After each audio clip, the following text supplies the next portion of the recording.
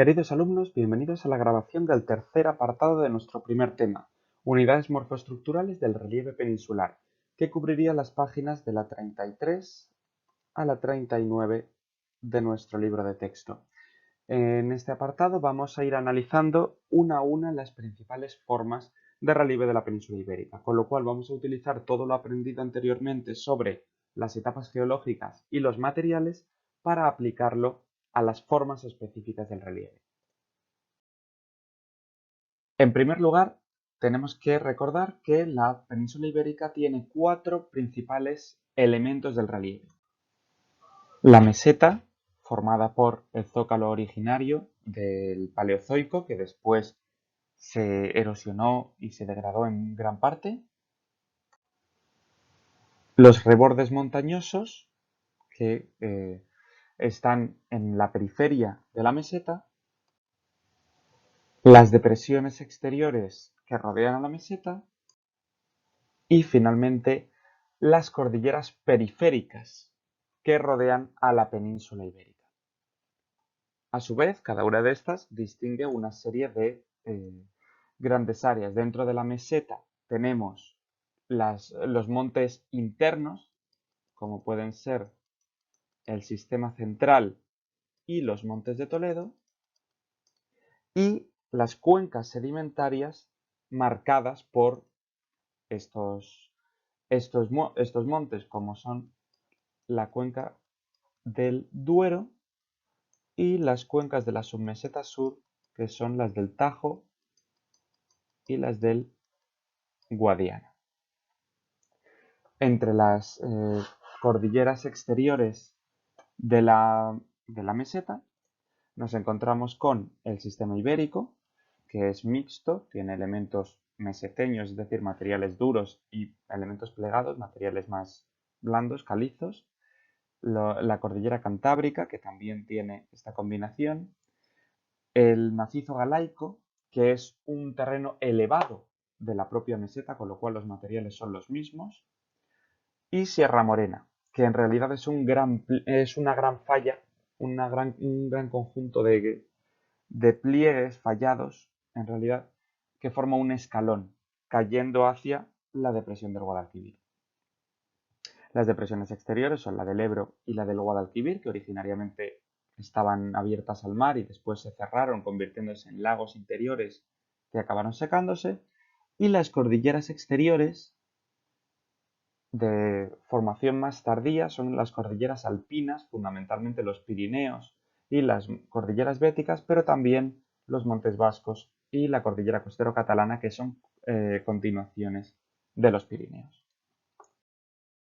Por lo tanto, la meseta está formada por el zócalo propiamente dicho, la parte central, el bloque originario, del cual se han levantado las sierras interiores y se han hundido las depresiones interiores, es decir, del Duero, del Tajo y del Guadiana.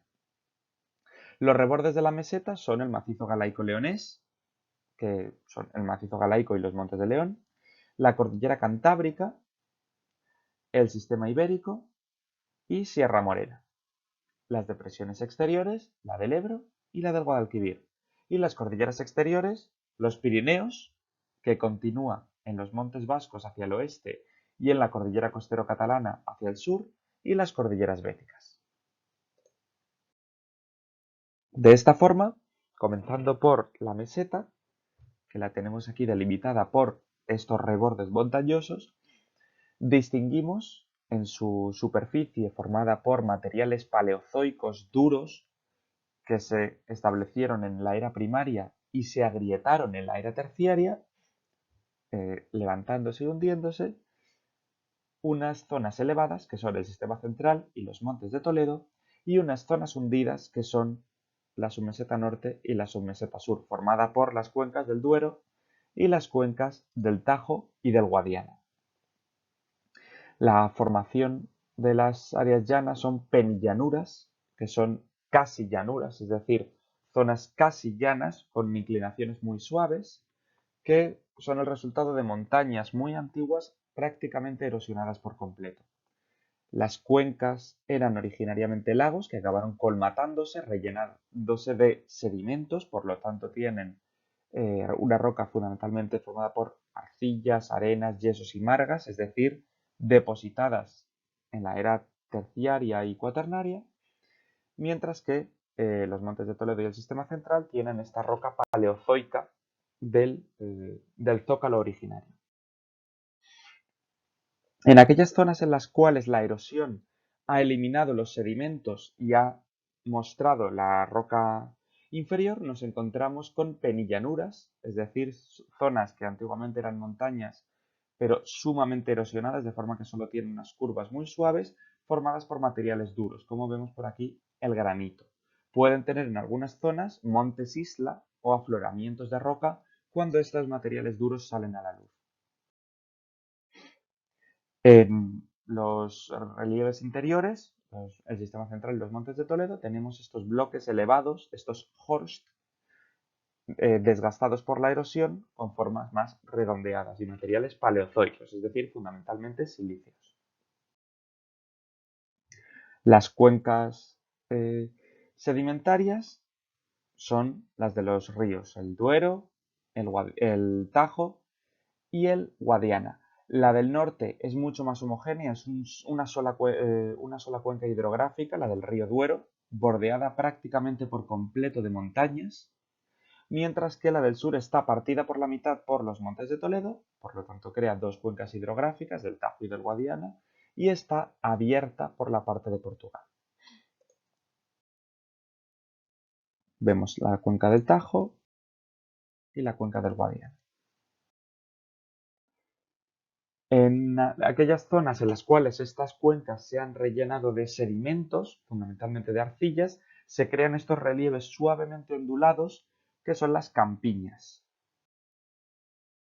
Y cuando hay una superposición de estratos duros y blandos, fundamentalmente calizas y arcillas, tenemos páramos en aquellas zonas en las cuales perviven los estratos duros, más difíciles de erosionar, y campiñas allá donde ya se han erosionado y los estratos blandos, que son fundamentalmente las arcillas, quedan mucho más bajas por esta erosión. Por lo tanto, la meseta, un zócalo paleozoico, situado en el oeste de la península ibérica, con materiales silíceos originados en la era primaria, penillanuras por la erosión de las montañas, con montes isla o afloramientos rocosos en aquellos lugares en los cuales sale a la luz estos conjuntos de rocas antiguas, y gargantas muy profundas en los bordes, fundamentalmente en aquellos puntos en los cuales entra en contacto con las cuencas sedimentarias. Allí se encajan ríos que por la erosión acaban creando estas gargantas, pues están encajonados entre ambas zonas. Las sierras interiores, el sistema central y los montes de Toledo son simplemente la misma roca paleozoica que se ha elevado y se ha ido erosionando progresivamente. Y las zonas hundidas se han ido cubriendo de sedimentos terciarios, creando páramos cuando hay un relieve diferencial de zonas duras y blandas, y campiñas cuando estas zonas duras se han eliminado y queda solamente el estrato blando muy erosionado. Y cuestas que llevan a los grandes ríos. Alrededor de la meseta nos encontramos las formaciones montañosas periféricas. El macizo galaico-leonés, que es una combinación del macizo galaico con los Montes de León, la cordillera Cantábrica, el sistema ibérico y Sierra Morena. El macizo galaico-leonés es realmente un fragmento del zócalo que se rompió y se elevó. Por lo tanto, se creó en la era primaria y se elevó en la era terciaria, exactamente igual que el sistema central y los Montes de Toledo. Por lo tanto, el roquedo va a ser muy duro, silíceo, muy erosionado, creando estas formas redondeadas propias de las montañas más antiguas. La cordillera Cantábrica está dividida en dos partes, el macizo asturiano y la montaña cantábrica. El macizo asturiano está más relacionado con el zócalo, es un levantamiento de estos materiales paleozoicos establecidos en la era primaria, pero levantados en la era terciaria, que en algunos lugares pueden tener una combinación de materiales de distinta dureza, dando lugar al relieve apalachense que habíamos mencionado en su momento. También tenemos algunos afloramientos de calizas establecidas en este caso en la era primaria, como es el caso de los picos de Europa, que vemos aquí, muy elevados por la fuerza de la orogénesis terciaria. La montaña cantábrica, en cambio, es una cordillera de plegamiento. Aquí vemos los estratos plegados, de hecho, son materiales secundarios de las fosas marinas, fundamentalmente de piedra caliza, como vemos aquí, esta piedra tan blanquecina, que se plegó creando formas muy escarpadas, muy elevadas. En el sistema ibérico también nos encontramos con una combinación similar de materiales. Es fundamentalmente una cordillera de plegamiento formada cuando los materiales que se habían establecido en las fosas sedimentarias de la era secundaria, debido a las presiones internas del terreno, chocan contra el zócalo paleozoico y por lo tanto se pliegan formando este relieve tan característico. Son materiales secundarios, aunque en algunos lugares el propio zócalo se levantó creando una combinación de materiales paleozoicos. Por esto decimos que tiene esta combinación. Y en aquellos lugares en los cuales se crearon fosas sedimentarias se fueron acumulando sedimentos arcillosos, con lo cual podemos encontrar en realidad de los tres tipos de roca. Sierra Morena es un caso particular porque no es realmente una montaña en la forma tradicional, sino que en realidad es un gran pliegue, como vemos en la imagen es un gran escalón que se plegó por la presión en la era terciaria desde el sur cuando se elevó la cordillera bética. Chocaron los materiales contra el zócalo, contra la meseta sólida de materiales primarios y creó un gran pliegue surcado de fallas, es decir, surcado de grietas, allá donde la tensión era excesiva y los materiales se rompían. Es por eso que si viajamos a Sierra Morena desde el norte, no vamos a ver grandes alturas, pero si llegamos desde el sur, vamos a ver una cordillera muy importante, precisamente porque estamos al otro lado de este gran escalón. Por lo tanto, los rebordes montañosos de la meseta son el macizo galaico-leonés, que es una elevación del zócalo, por lo tanto tiene los mismos materiales, muy erosionados y cubiertos de fallas, es decir, de grietas. La cordillera cantábrica, dividida en dos, el macizo asturiano, que se forma en la era terciaria como todos los demás, pero son materiales primarios, por lo tanto se forma por la ruptura de estos materiales similares a los del zócalo, creando en algunos lugares un relieve apalachense. En la montaña cantábrica, en cambio, es también de la era terciaria, pero no es por ruptura de materiales paleozoicos, sino que es por plegamiento de materiales secundarios de las fosas marinas. Por lo tanto, es un relieve distinto, crea relieves jurásicos. El sistema ibérico se crea en la era terciaria, como todos los demás, por un plegamiento al hacer palanca los materiales blandos contra el zócalo paleozoico de la meseta. Y Sierra Morena es un pliegue fracturado, un gran escalón, creado en la era terciaria, con rocas de origen primario, porque son estas rocas procedentes del zócalo originario. Finalmente, las dos grandes depresiones, las depresiones exteriores de la meseta, son la del Ebro y la del Guadalquivir. Ambas compartían características en el sentido de que eran originariamente macizos, zonas elevadas. Aquí encontramos el macizo bético-rifeño y aquí encontramos el macizo de Aquitania. Ambos macizos se hundieron y dieron lugar a grandes fosas marinas que en la era secundaria y en adelante, en la era terciaria, etcétera, se fueron rellenando de grandes cantidades de sedimentos. Primero se cerraron, creando lagos interiores, y después la misma acumulación de sedimentos hizo que se colmataran, dejaran de ser lagos y se convirtieran en ríos. El río Guadalquivir cerrando su cauce y el río Ebro, que estaba cortado por la cordillera cantábrica, abriéndose paso hasta el mar. En la depresión del Ebro nos encontramos un paisaje propio de una cuenca sedimentaria, es decir, llano, con arcillas y materiales sedimentarios, pero dado que está encajonado entre montañas, sobre todo entre el sistema ibérico y los Pirineos, en aquellos lugares en los cuales está más cerca de las montañas tenemos piedemontes, que son las laderas de las montañas, donde pueden formarse con los materiales de estos piedemontes, que son conglomerados, es decir, combinaciones de distintos materiales bastante duros, un paisaje llamado mayos. Los mayos son una especie de torres de roca formadas de forma parecida al relieve silicio. Las diaclasas, las grietas del terreno, formando una especie de cuadrícula, permiten que se infiltre el agua lo rompe, creando estas formaciones en torre. Aquí vemos claramente estas torres, estos mayos que se han creado en la ladera de los montes, en los piedemontes. Otra formación muy típica son las hoyas, fruto de la erosión, que consisten en zonas hundidas de distinto tamaño, algunas bastante grandes, simplemente erosionadas. En las zonas más llanas se acumulan los sedimentos, que son de diferente dureza, las calizas y las arcillas. Las calizas son más duras, las arcillas son más blandas.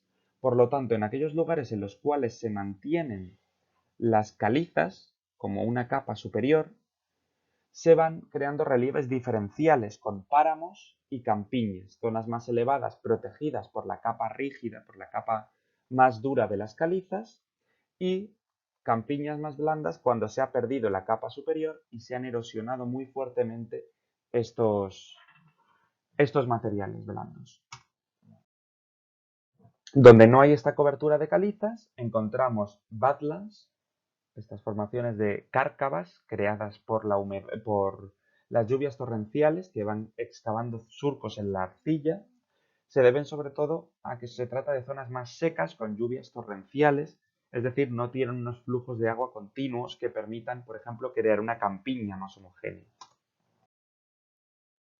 En cambio, la depresión del Guadalquivir no está encajonada entre montañas, como es el caso de la depresión del Ebro, sino que está abierta al océano Atlántico. De esta forma permite que entre mucho más directamente la influencia marina. Por lo tanto, es húmedo, tiene flujos de agua más constantes y esto genera estas amplias campiñas suavemente onduladas, cubiertas de materiales sedimentarios procedentes del mar, arcillas, calizas y margas, fundamentalmente. En aquellos lugares en los cuales se mantienen las calizas, se crean, como en el caso anterior, mesas y cerros testigo, es decir, un relieve diferencial por la diferente dureza de los materiales. De esta forma, tenemos la depresión del Ebro, entre los Pirineos, el sistema ibérico y la cordillera costero catalana, muy encajonado entre montañas, con materiales marinos y materiales continentales, es una combinación de ambos. Los materiales continentales, por ejemplo, estos conglomerados en los piedemonte. Los piedemonte o somontanos permiten que se generen mayos y hoyas. Los mayos, estas torres en las laderas de las montañas, y las hoyas, estas grandes zonas erosionadas, fundamentalmente por el agua. Y en el interior, donde se han depositado los sedimentos, nos encontramos con mesas, es decir, páramos y campiñas, donde se ha mantenido el estrato duro para protegerlo, y allí donde se ha perdido, badlands, estas grandes combinaciones de surcos en la arcilla por el agua torrencial. En la depresión del Guadalquivir, que se encuentra entre las cordilleras Bética y Sierra Morena, vemos que en este caso no está cerrado por el tercer lado, es decir, no está cerrado al mar. Se han establecido igualmente arcillas, calizas y margas de origen marino y se crean fundamentalmente campiñas arcillosas suavemente onduladas, y en aquellos lugares en los cuales se mantiene el estrato duro encontramos un relieve más elevado con una capa caliza en lo alto, que es lo que se conoce como una mesa, que es básicamente un páramo. Normalmente es un páramo un poco más pequeño. Por último, las cordilleras exteriores de la meseta, que son las cordilleras alpinas, creadas en la era terciaria. En la imagen vemos los Pirineos, que se prolonga en los Montes Vascos por el oeste y en la cordillera costero-catalana por el sur. Por ello va a compartir características geológicas con ambos. Vemos en la imagen, además, que el Pirineo distingue una serie de zonas. Tenemos la parte central, el eje, que es la zona más elevada, que está formada por materiales paleozoicos, porque es el antiguo macizo de Aquitania. Este macizo que es el núcleo de lo que actualmente conocemos como Francia. El macizo de Aquitania, al sufrir las presiones de la era terciaria, se levantó, rejuveneciendo estas rocas de época paleozoica. Más allá del eje nos encontramos los Pirineos, que están situados más al sur. Los prepirineos, como su propio nombre indica, antes de los Pirineos, son más bajos y sí que son cordilleras de plegamiento. Es decir, no son, como el eje, un macizo paleozoico rejuvenecido por las fuerzas internas, sino que son materiales de las fosas sedimentarias que se han ido plegando por estas mismas fuerzas que han sufrido. Tenemos dos cordilleras prepirenaicas, una más al norte, otra más al sur, y entre ellas, como siempre, nos encontramos con una fosa sedimentaria, que es la fosa interpirenaica, en la cual se han ido depositando materiales sedimentarios, fundamentalmente arcillas. Aquí lo vemos, un eje central con materiales paleozoicos, es decir, materiales de la era primaria, unas sierras interiores, que son básicamente los prepirineos, prepirineos interiores, prepirineos exteriores, que son de materiales mesozoicos, es decir, secundarios. En su interior una depresión, la depresión interpirenaico, con materiales del Eoceno marino, materiales marinos, que son fundamentalmente las margas, los materiales sedimentarios procedentes del mar, mientras que el eje central procede del macizo de Aquitania y los prepirineos son plegamientos de materiales secundarios. Aquí vemos un corte. El Pirineo axial, es decir, el eje de los Pirineos, con granitos, cuarcitas, es decir, materiales primarios.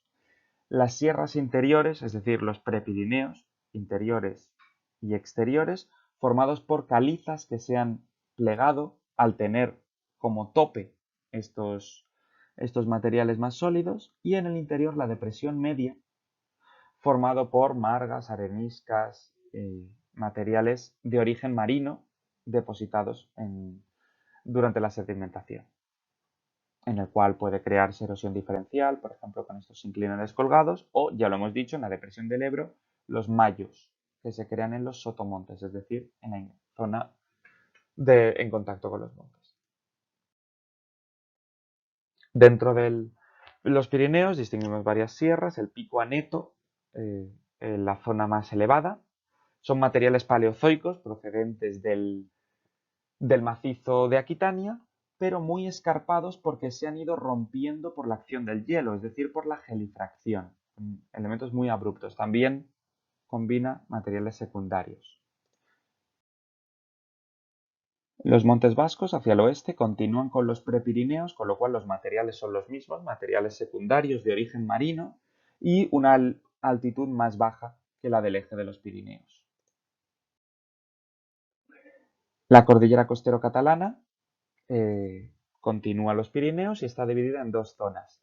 Al norte son materiales paleozoicos por el rejuvenecimiento del macizo catalano-balear, es decir, de otro macizo de origen paleozoico, mientras que al sur nos encontramos con una cordillera de plegamiento. Si es de plegamiento, tienen que ser materiales secundarios, calizas, que se han plegado en la era terciaria, como siempre.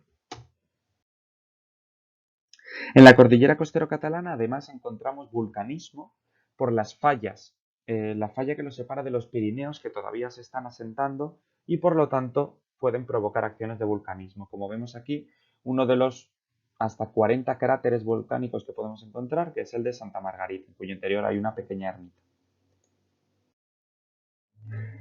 Al sur nos encontramos la otra gran cordillera alpina, que es la cordillera Bética.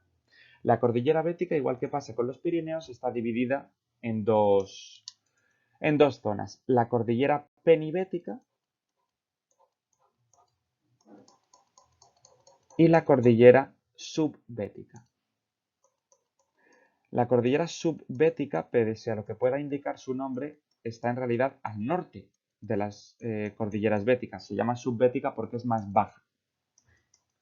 Y entre ambas, como siempre sucede, una depresión, la depresión intrabética, que se ha ido llenando de sedimentos de origen marino. Siempre sucede lo mismo en geología. Con lo cual, la cordillera penibética son materiales paleozoicos, fundamentalmente materiales antiguos, por el rejuvenecimiento del antiguo macizo que estaba al sur, que es el macizo bético-rifeño. La cordillera subbética sí que es de plegamiento, el plegamiento de materiales secundarios de origen marino, que al acercarse la placa africana a la placa ibérica, se plegaron, elevándose. Esto además supuso grandes desplazamientos horizontales, es decir, estos materiales se iban desplazando unos sobre otros porque estaban formados por capas superpuestas, más duras y más blandas, que al moverse las placas se iban moviendo unos encima de los otros, deslizándose. Los materiales más duros deslizándose sobre los materiales más blandos. Al sufrir esta presión, se van moviendo, creando grandes corrimientos de tierra llamados mantos de corrimiento y cabalgamientos, lo que permite mover los materiales originarios a muchos kilómetros de distancia. Aquí vemos un esquema del sistema bético, la cordillera penibética rodeando la península ibérica, materiales paleozoicos formados por el rejuvenecimiento de este macizo primario por las fuerzas internas del terreno, la cordillera subbética de origen materiales secundarios plegados en la era terciaria por las fuerzas internas y en su interior una depresión que se ha ido llenando de materiales sedimentarios. Vemos que al otro lado tenemos otra depresión, que es la del Guadalquivir, y más allá Sierra Morena, este pliegue fallado que conecta con la meseta. Dentro de la cordillera subbética nos encontramos, por ejemplo, la Sierra de Cazorla, con estos relieves calizos plegados. Y en la cordillera penibética nos encontramos Sierra Nevada, en donde se encuentra el pico más alto. Es una cordillera que se sigue elevando a día de hoy, unos milímetros al año, sigue aumentando su tamaño porque no se han asentado del todo, como era el caso de los Pirineos. Es en Sierra Nevada donde está situado el pico Mulhacén de 3.479 metros de altitud, el punto más alto de la península ibérica, que no de España, por supuesto, porque ese es el Teide. Para resumir, en las cordilleras exteriores nos encontramos los Pirineos divididos en eje, prepirineos y depresión media, depresión interpirenaica. Los Pirineos son el rejuvenecimiento de un macizo paleozoico, por lo tanto son materiales primarios. Los prepirineos son el resultado del pliegue de materiales secundarios de origen marino.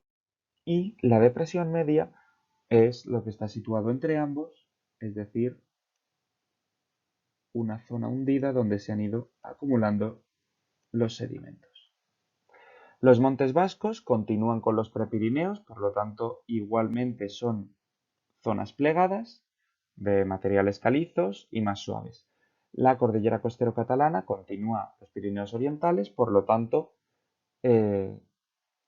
se encuentra en el contacto con estos con fallas, es decir, grietas en el terreno, que pueden dar lugar a fenómenos de vulcanismo. Está dividida en dos partes, una zona norte de origen paleozoico por el resurgimiento del macizo catalano-balear y una zona al sur de origen plegado por los materiales secundarios. Finalmente, las cordilleras béticas, divididas en tres partes, penibética, un bloque paleozoico originado en el macizo bético-rifeño rejuvenecido en la era terciaria, una cordillera subbética resultado del plegamiento de los materiales secundarios en la era terciaria por la presión conjunta de las placas ibérica y africana, y entre medias una cuenca sedimentaria rellena de materiales terciarios, fundamentalmente margas. Con ello hemos terminado con esta parte del temario, de forma que muchas gracias por escucharlo y si tenéis cualquier duda o necesitáis cualquier cosa, no dejéis de recurrir a mí. Muchas gracias.